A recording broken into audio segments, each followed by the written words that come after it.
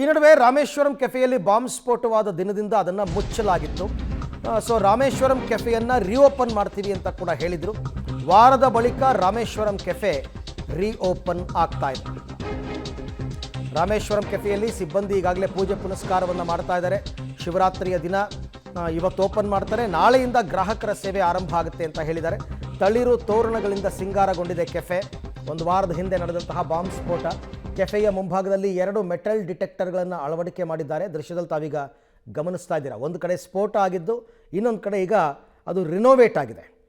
ಹಾಗಾಗಿ ಅದನ್ನು ಲಾಂಚ್ ಮಾಡ್ತಕ್ಕಂಥ ಕೆಲಸ ಇವತ್ತು ಪೂಜೆ ಪುನಸ್ಕಾರ ಒಳ್ಳೆ ದಿನ ಅಲ್ವಾ, ಮಾಡ್ತಾರೆ. ನಾಳೆಯಿಂದ ಗ್ರಾಹಕರಿಗೆ ಸೇವೆ ಸಿಗುತ್ತೆ.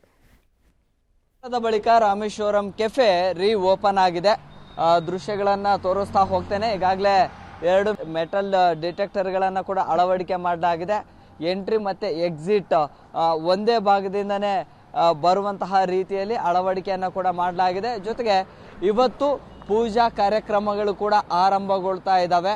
ಸೊ ಪ್ರಮುಖವಾಗಿ ಗ್ರಾಹಕರ ಸೇವೆ ಇವತ್ತು ಇರೋದಿಲ್ಲ. ನಾಳೆಯಿಂದ ಗ್ರಾಹಕರಿಗೆ ಪ್ರವೇಶಕ್ಕೆ ಗ್ರಾಹಕರ ಸೇವೆ ಕೂಡ ಆರಂಭ ಆಗುತ್ತೆ. ಇವತ್ತು ಕೇವಲ ಕೆಫೆಯಲ್ಲಿ ಪೂಜಾ ಕಾರ್ಯಕ್ರಮಗಳನ್ನು ಕೂಡ ನಡೆಸ್ತಾರೆ. ನಾಳೆಯಿಂದ ಗ್ರಾಹಕರ ಸೇವೆಗೆ ಕೂಡ ಮುಕ್ತವಾಗಿ ಅವಕಾಶವನ್ನು ಕೊಡ್ತಾರೆ. ಪ್ರಮುಖವಾಗಿ ಎಂಟ್ರಿಗೆ ಒಂದು ಭಾಗ, ಜೊತೆಗೆ ಎಕ್ಸಿಟ್ ಆಗೋದಕ್ಕೂ ಕೂಡ ಒಂದು ಪ್ರತ್ಯೇಕ ಮೆಟಲ್ ಡಿಟೆಕ್ಟರ್ಗಳನ್ನು ಅಳವಡಿಕೆ ಮಾಡಲಾಗಿದೆ.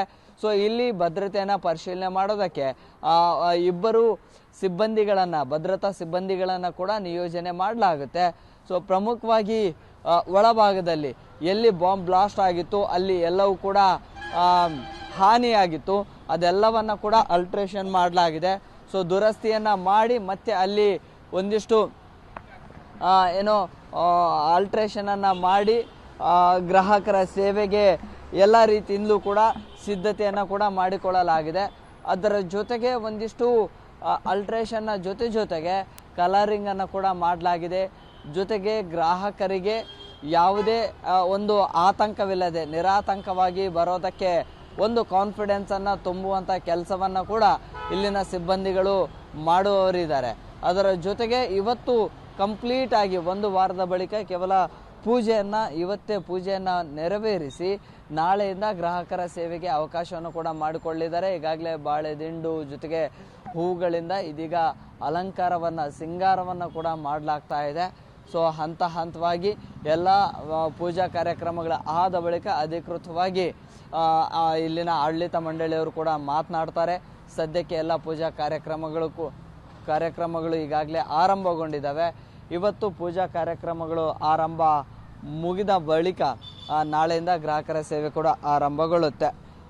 ಒಟ್ಟಿನಲ್ಲಿ ಗ್ರಾಹಕರಿಗೆ ಯಾವುದೇ ಆತಂಕವಿಲ್ಲದೆ ನಿರಾತಂಕವಾಗಿ ಬರುವಂತಹ ರೀತಿಯಲ್ಲಿ ಕಾನ್ಫಿಡೆನ್ಸನ್ನು ಕೂಡ ತುಂಬುವಂಥ ಕೆಲಸವನ್ನು ಕೂಡ ಮಾಡ್ತಾ ಇದ್ದಾರೆ.